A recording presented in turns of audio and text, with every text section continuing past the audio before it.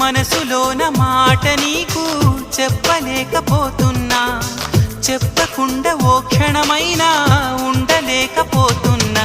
ఎలా చెప్పనమ్మా నాలోని ప్రేమని